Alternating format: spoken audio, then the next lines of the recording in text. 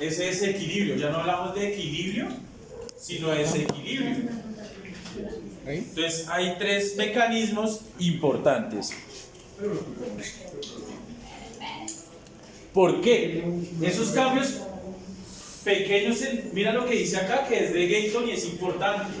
Yo lo que les escribo ahí es porque es importante. Mira lo que dice Gayton. Cambios pequeños del pH tienen grandes consecuencias fisiológicas, porque la mayoría de moléculas con importancia biológica contienen grupos químicos que pueden donar o que pueden recibir hidrógenos.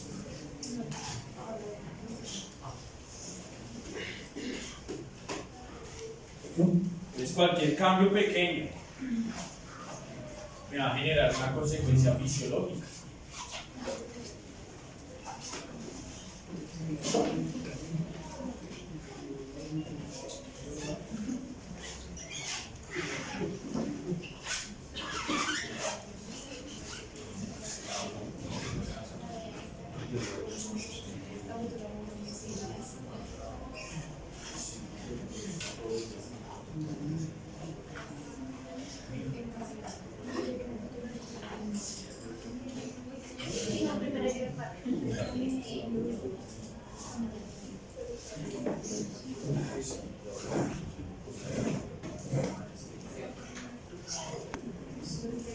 Estoy y ahí está.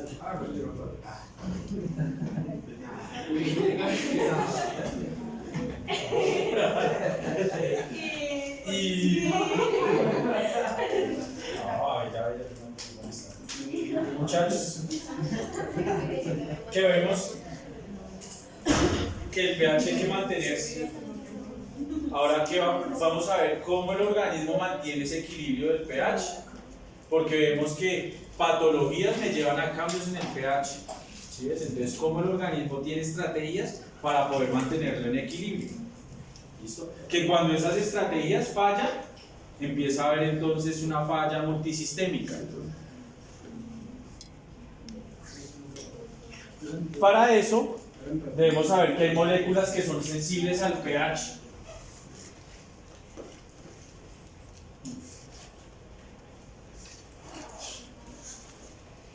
Enzimas muy sensibles al pH, cualquier cambio en ese pH hace que se altere, bien sea que se genere una acidosis o una alcalosis.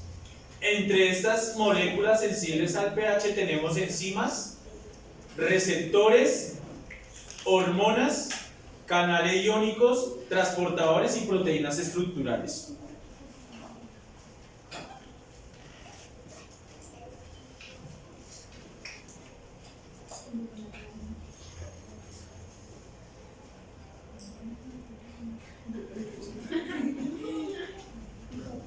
Por eso va a generar tanto problema.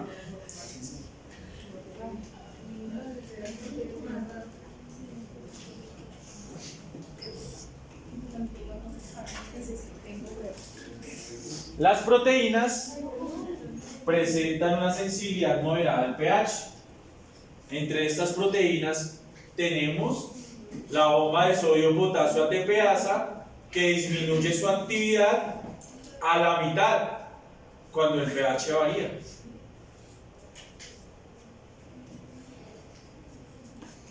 Entonces imagínate si falla la bomba de sodio-potasio ATPasa,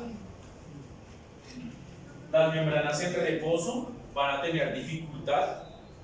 ¿Sí ves? Por lo tanto se van a afectar los periodos refractarios. ¿Señor? Se afectan los periodos refractarios. Puede que el potencial de acción de ciertas células se dé, se prolongue o que ya no se esté dando.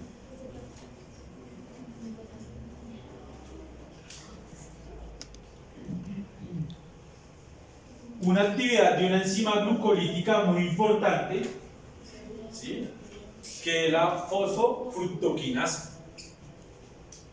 ¿Se acuerdan de ella? No.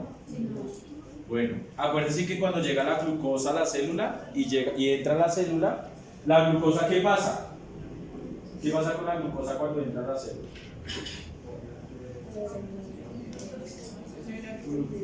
Se convierte en glucosa 6-fosfato. ¿Para qué? para que eso se vuelva a sanar. Entonces, la glucosa lo que hace para que no se salga otra vez es convertirse o transformarse en glucosa 6-fosfato. ¿Sí? Luego de la glucosa 6-fosfato, ¿qué pasa?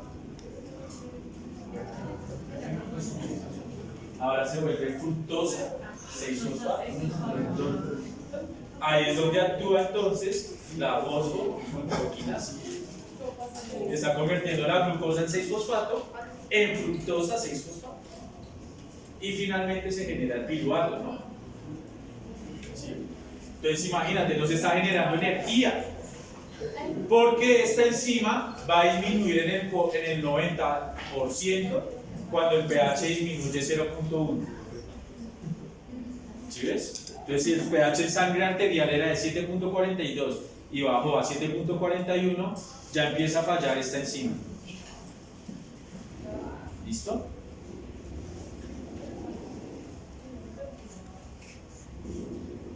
También se va a ver alterada la proliferación celular. ¿Sí? O sea, la producción de otra célula a partir de una célula progenitora de una mitosis, ¿no? Disminuye la mitosis en un 85% cuando el pH disminuye 0.4 unidades. Entonces imagínate, si no hay mitosis, no hay regeneración celular. Mira todas las consecuencias moleculares que me están llevando el cambio de pH por un pinche vómito, por una pinche diarrea. Y el paciente llega ya todo malito.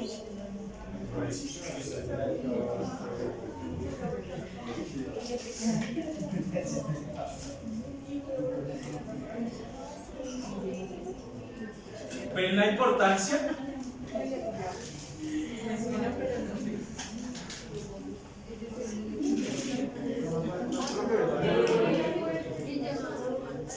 La importancia que gestionamos.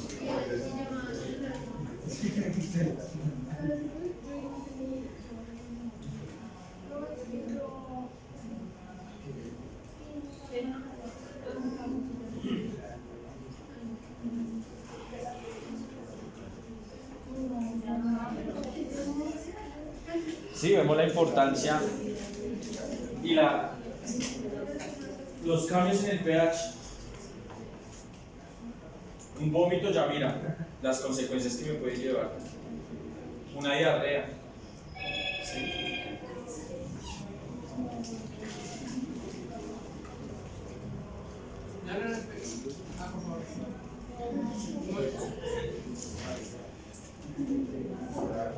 Por eso tomamos agua. Una imagen de la vía glucolítica. ¿Sí ves? Donde vemos, mira, entonces la glucosa, lo que decía Karen Daniela. Entra la glucosa y la glucosa, para que no se salga, se convierte entonces en glucosa 6-fosfato y luego de glucosa 6-fosfato pasa a fructosa 6-fosfato. Aquí es donde está esta enzima que nombramos, por lo tanto no se va a generar el piruvato. Y si no hay piruvato, no hay energía, porque no hay forma de hacer ciclo de Krebs, ni la glucólisis anaeróbica, ni siquiera.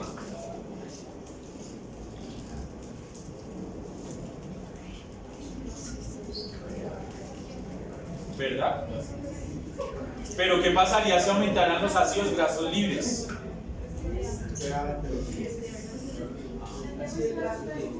¿Qué pasa? Porque los ácidos grasos libres van a aumentar en respuesta. ¿Por qué aumentan en respuesta? Porque no está utilizando la vía de la glucosa. Entonces necesita otra vía alterna y acá dice ácidos grasos libres. ¿Cuáles son los ácidos grasos libres aquí? Ácido propiónico, ácido butírico y ácido acético. Básico, ¿cierto?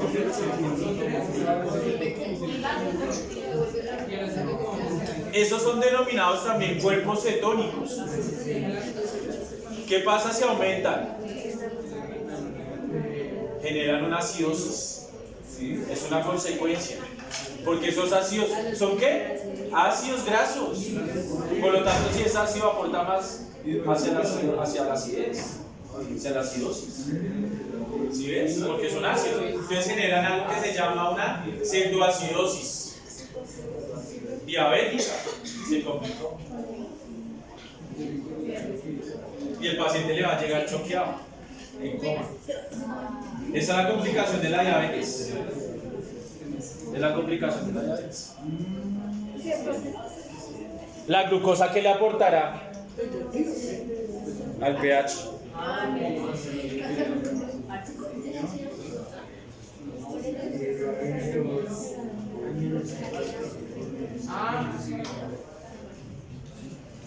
¿Qué pasa si aumenta la glucosa en sangre? ¿Cómo se llama el aumento de la glucosa en sangre? Hiperglicemia o hiperglucemia.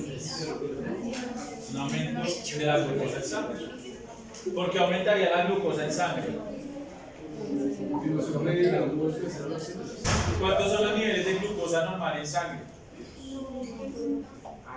De 60. O sea, ¿cómo le van a decir a usted, ay, tiene hipoglicemia? O no, tiene hiperglicemia. ¿Cómo le van a decir? O el veterinario tiene una bolita de cristal.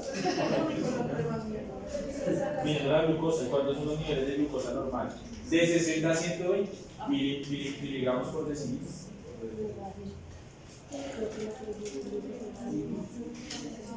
Así es. De 60 a 120 miligramos por decilitro. Por decilitro. Entonces, si un paciente tiene menor a 60, tiene hipoglicemia. ¿Sí o no? Y si tiene mayor, tiene hiperglicemia. ¿Sí o no? Y si tiene hiperglicemia, ¿qué pasaría? Puede ser una diabetes, pero puede ser una hiperglicemia transitoria. Porque yo le puedo tomar la glicemia a un gato. O sea, en un perro yo puedo, ¿cómo diagnosticarían ustedes en un perro la diabetes? Mellitos. No siempre en paciente que se obeso, nunca, no siempre va a generar diabetes. Pues saca lluvia, listo. Listo, orina mucho y toma mucha agua. Ahora, lo llevaron al veterinario. El veterinario coge y le mide la glicemia. Yo les voy a enseñar a medir la glicemia para que no le den al perro. Listo. 160 miligramos por decilitro. ¿Tiene diabetes? Sí. ¿O tiene hiperglicemia? Tiene hiperglicemia. Estamos en un perro. Ahora yo como diagnostico en el perro, ¡pim! Prueba de orina. Si tiene glucosuria, que es glucosa en la orina, tiene diabetes. Si no tiene glucosuria, no tiene diabetes. Porque si la glucosa no se debe eliminar por la orina. ¿Cuándo se elimina la glucosa? Cuando la concentración de glucosa en sangre supera el umbral renal, que es de 120 miligramos por decilitro. Ahí sí ya tiene diabetes. Y en un gato, o al gato no le da diabetes. Sí. En un gato, ¿cómo la diagnostica? Se le sale, digamos, listo, le salió glucosuria y hiperglicemia. ¿Tiene diabetes? Sí. No tiene diabetes. Ah, no, porque los gatos no. Porque los gatos, si ustedes lo estresan, aumentan las niveles de glucosa en sangre y en la orina.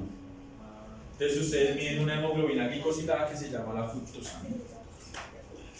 Y ahí sí ya tiene diabetes. Ese es el diagnóstico con la fructosamina. Le dan las mediciones de la glicemia de un mes antes, que es la misma hemoglobina glicosilada, similar en el humano. Pero antes los mismos valores, 60, 120. No, esa sí varía. Esa no me acuerdo del rango, pero es menor. La fructosamina. ¿Aunque? A un gato se le pide. Sí, ustedes le cogen y le levantan aquí. Profe, ¿cómo se llama azúcar? En la no. La glucosa. Glucosuria. Glucosuria. Glucosuria. Ahora, todos estos transportadores de membrana que les explicó a ustedes la doctora Beatriz en biología se van a ver afectados. Entonces, en primer lugar, La bomba de sodio potasio ATPasa. ¿Cuál es la función de la bomba de sodio potasio ATPasa? Reintroducir 2 de potasio y sacar 3 de sodio. Canales de transporte pasivo también se van a ver afectados. Canales para el sodio, para el potasio y para la glucosa. Transporte activo secundario también se va a ver afectado. Bombas de sodio, calcio se ven afectadas. ¿Sí ves? Entonces se va a ver afectado todos los potenciales de acción. Por eso el paciente, por eso yo les dije el pH se mide cuando el paciente está en coma. Si ustedes les llegan el enfermito, ustedes no, lo primero que toman es un cuadro hemático. La primera clase que vimos. Pero si el paciente ya está en UCI, está con un respirador, más en el humano, ya no le vamos a tomar un cuadro hemático solamente, le vamos a tomar gases arteriales, porque eso es lo que me está matando el paciente. ¿Listo? Profe, dijiste 3 potasio y 3 qué? 2 de potasio y 3 de sodio.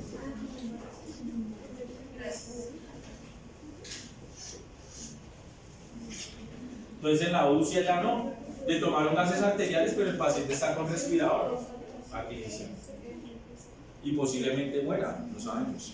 Cuando no está en UCI es complejo, ¿no? Si no mando más, si no llega de noche y están y se asusta. Imagínense el caos.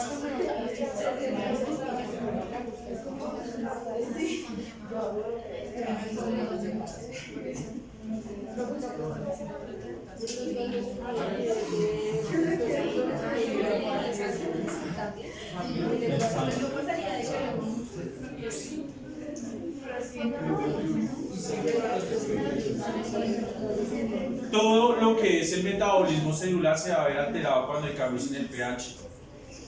Recordemos la mitocondria. La mitocondria también se ve alterada porque a nivel de la mitocondria está la cadena de transportes de electrones. ¿Sí se acuerdan? Entonces la cadena de transportes de electrones es la que más me va a generar entonces energía, ¿no? ¿Sí? Esta unidad de diferentes complejos, complejo 1, complejo 3, también se va a ver afectada toda esa cadena de transportes de electrones, ¿sí? Que siguen el principio de Gibbs. El principio de Gibbs dice que cuando hay una corriente iónica, esa corriente iónica genera energía. La corriente iónica aquí es importante porque es la corriente del hidrógeno. ¿Dónde se concentra la mayor cantidad de hidrógeno en el cuerpo? En la mitocondria de las células. Es el almacenamiento del hidrógeno. Y en el metabolismo celular, y más en el metabolismo de la mitocondria, esas corrientes de hidrógeno en la cadena de transportes de electrones es la que me va a generar la energía. ¿Listo? Esa corriente de entrada, ¿sí? Finalmente me va a generar las moléculas de ATP y finalmente recuerden que lo que se va a generar es agua, porque utiliza oxígeno e hidrógeno y genera agua y genera energía, y también el CO2, que es un residuo. De esta reacción también tenemos los oxígenos radioactivos. ¿Ustedes sabían que hay oxígenos radioactivos? ¿No? ¿Ustedes conocen? ¿Ustedes se han estresado? No, en esta ciudad y en la carrera uno anda estresado. Ya tienen hiperadrenocorticismo, el estrés. Lo único que le falta es que se vuelva agitado para que tengan y se le caiga el pelo y ya tienen los signos del síndrome de Cushing. No, ya cuando lleguen a eso los vamos a ver así. No. Bueno, todos nos estresamos. Todos. Cualquier cosa. Ya se estresa uno. Mente tiene estresado.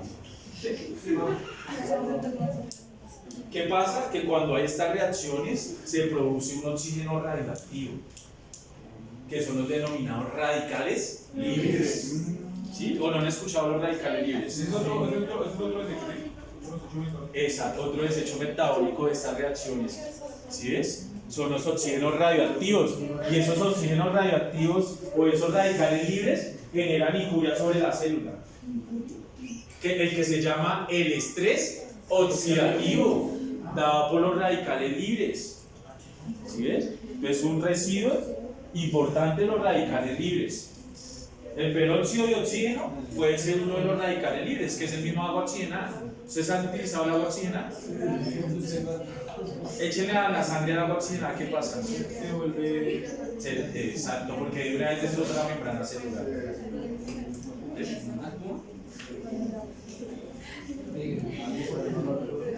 Entonces estos radicales libres también me van a generar consecuencias, problemas, estrés oxidativo. Para eso el humano dijo, no, ahora yo utilizo y tomo barredores de los radicales libres. ¿Cuáles son los barredores de los radicales libres? La vitamina E y el selenio. El hierro son los barredores de los radicales libres. Activan unas enzimas que son barredores de radicales libres. La vitamina E, el selenio. Por eso hay. ¿Ustedes han visto la vitamina E? Eso, de Genvar. 50 cápsulas por noche. Y la gente dice, no, yo me tomo la vitamina E ¿para qué se la toma? Dicen que para la piel, ¿no es cierto? Yo tomo vitamina E. La reina del carnaval de Barranquilla, ¿no? Y es porque la vitamina E no está actuando directamente sobre la piel, sino es un barredor de radicales libres, junto con el selenio.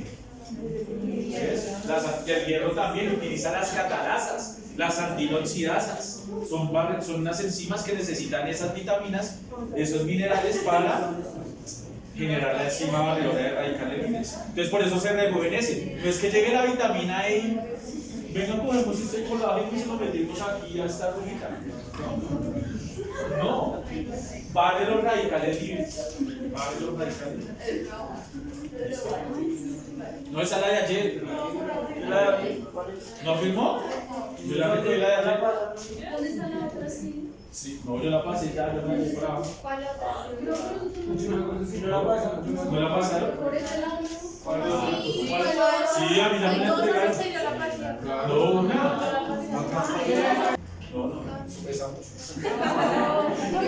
ahorita la firman y ya. Entonces, por eso, la importancia es. Otro barredor de radicales libres importante en medicina veterinaria es el dimetilsulfóxido. Dimetilsulfóxido. Ustedes, domocin, ustedes lo van a ver, pero frecuentemente. Domocin. Dimetilsulfóxido. Es otro barredor de radicales libres. Dimetilsulfóxido. Muy bueno, súper bueno. Este dimetilsulfóxido potencializa la hexametasona. Y si yo tengo una paraplegia, se me cayó el tren posterior, le pongo esa inyección y al otro día se para. Súper bueno. Súper bueno. La hexametasona. Y el barredor de radicales libres. Si hay un problema de oxigenación en la mitocondria y en la célula, también va a haber aumento en la producción de radicales libres. De eso es lo que se muere la gente. Del estrés y de los radicales libres. Por eso hay que estar tranquilo. No, pues tampoco. Solo estrés es el para estudiar.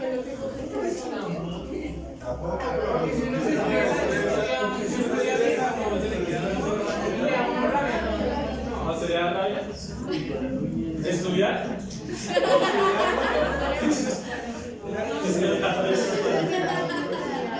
Ya no me le hace el número. No, tienen que estudiar. Por eso hasta Topollillo. Topollillo, ¿ustedes saben quién es Topollillo? ¿Cómo era la canción de Topollillo?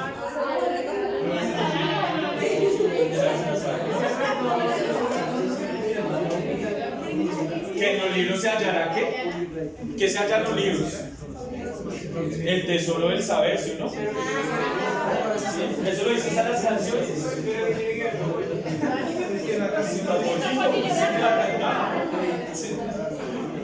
En los libros está el tesoro del saber. ¿Sí o no? Entonces, lean. Producción de cuerpos cetónicos. ¿Cuáles son los cuerpos cetónicos, Acuña? Karen. ¿Cuáles son los cuerpos cetónicos? Y los digo ahorita.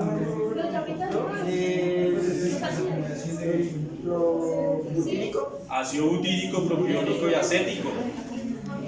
Aquí los vemos, mírenlos. Cuerpos cetónicos en sangre. Si aumenta la producción de cuerpos cetónicos en sangre, también me genera una acidosis metabólica. Me genera una acidosis. ¿Sí ves? Una cetoacidosis. Los carnívoros son delicadísimos con estos cuerpos cetónicos. ¿Dónde ves estos cuerpos cetónicos o estos ácidos grasos? En el rumen. Recuerden que los ácidos grasos volátiles o ácidos grasos libres o ácidos grasos de cadena corta, que son todos los mismos tres, son con los que el rumiante genera la fermentación y absorbe esos ácidos grasos volátiles para la energía, ¿no es cierto? Pero eso es en el herbívoro, pero en el carnívoro no los pueden ver porque le entran en coma. Le entra en coma. Entonces los cuerpos cetónicos también generan acidosis.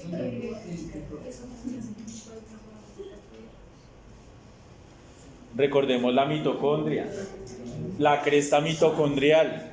En la cresta mitocondrial es donde se genera la cadena de transporte de electrones. ¿Cuál es el electrón, Acuña? ¿Electrón? ¿Cuál es el electrón? Que haya lo... El hidrógeno. ¿Protono? El protón o el electrón es el hidrógeno. El primer elemento de la tabla periódica. ¿Y dónde es importante el hidrógeno? En la cadena de transportes de electrones, porque la cadena de transportes del hidrógeno. ¿Dónde se da en la mitocondria? ¿Cuál es la reserva de hidrógeno? La mitocondria.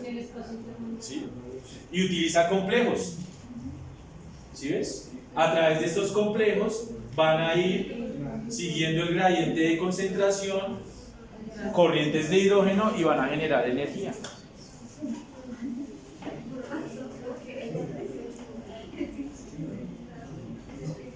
¿Sí? Entonces, ¿dónde se concentra el hidrógeno? En la mitocondria.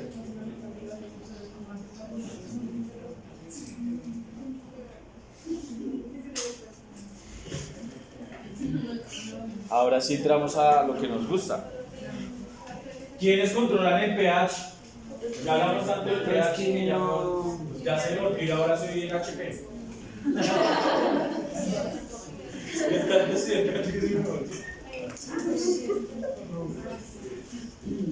Pero es que HP es el honorable presidente, ¿no? ¿O quién dijo que HP es una grosería? En la marca del computador, mire, está diciendo Harry Potter, mire, todo es HP.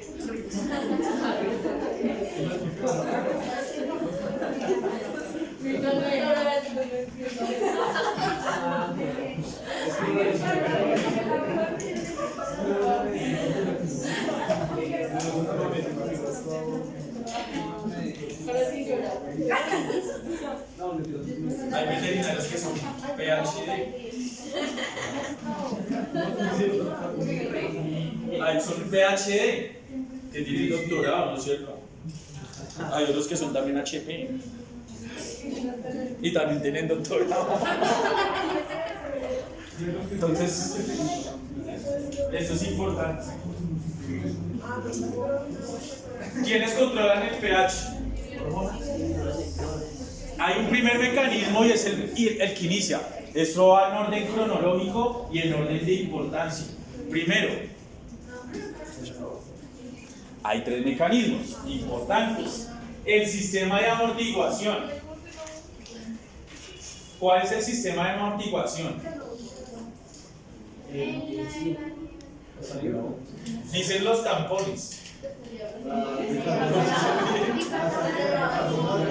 Ustedes confunden las palabras. ¿Qué es un tampón?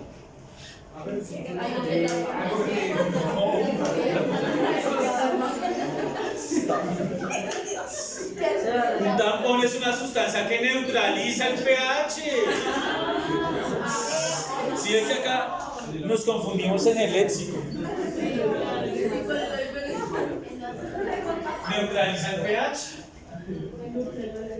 Diferente a una sustancia buffer que es una catalizadora, ¿sí ves? Es un tapón o un amortiguador. Neutraliza, ¿sí ves? Entre ellos encontramos la hemoglobina. ¿Sí ves? El glóbulo rojo es importante, la hemoglobina, los componentes del plasma. ¿Sí? Es el primer sistema de amortiguación. ¿Sí? O tampones. Mira, ahí dice. No lo digo yo, lo dice Hilton. El otro es el sistema respiratorio, que ya lo vimos. Y el sistema renal, que es el que vamos a ver. Por eso equilibrio ácido-básico es la mitad. Porque es la relación entre los pulmones y los riñones, que la van a descubrir ustedes como médicos. Si ustedes ven un paciente jadeando todo el tiempo, ya viejito, ¿será que tendrá enfermedad del riñón? ¿Sí? O si es un paciente que está orinando mucho, ¿será que está amortiguando algún problema a nivel del pulmón? O está concentrando la orina y la orina ahora es más ácida, porque nosotros también medimos el pH en la orina, no sé. Y finalmente los riñones. Los riñones son importantes, porque los riñones no solamente, cuando hablaba Henderson y Hasselbalch decían, no, es que el papel importante de los riñones es porque controlan el bicarbonato. Pero no solamente el riñón controla el bicarbonato, sino que el riñón puede aumentar la excreción de nitrógeno. Y el nitrógeno es ácido. ¿Sí es? Aumenta la excreción de ciertos compuestos para poder neutralizarlo. Entonces el riñón no solamente lo hace con el bicarbonato. ¿Listo?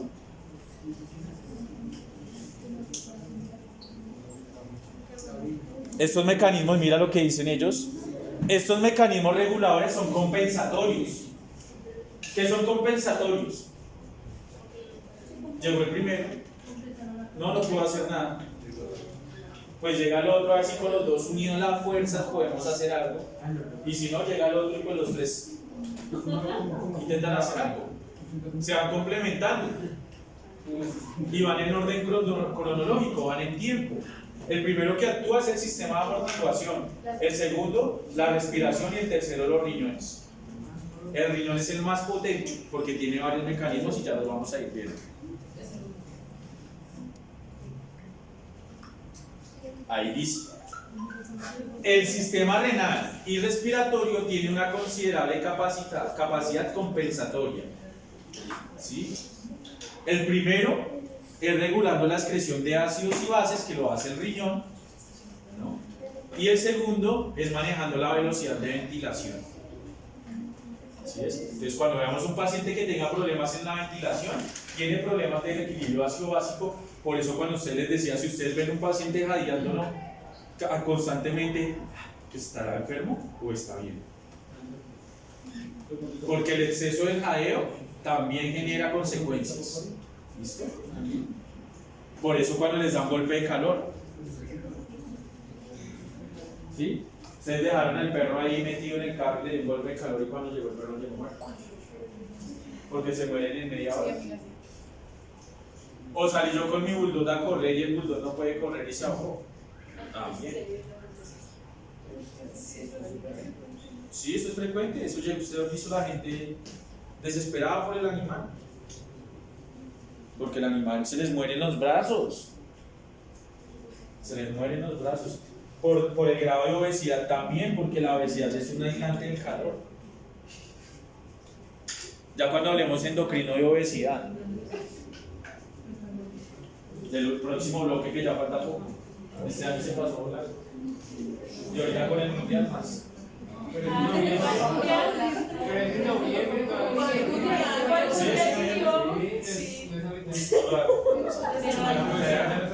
Bueno, igual no fuimos. Pero es que en Colombia le pasa lo de los estudiantes.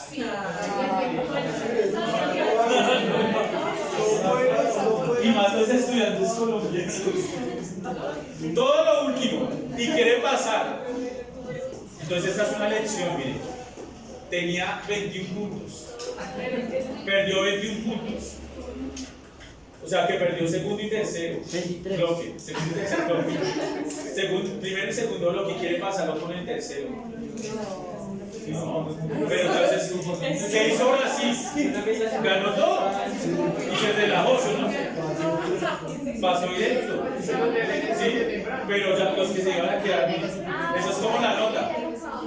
De verdad. No, Venezuela no, no, pero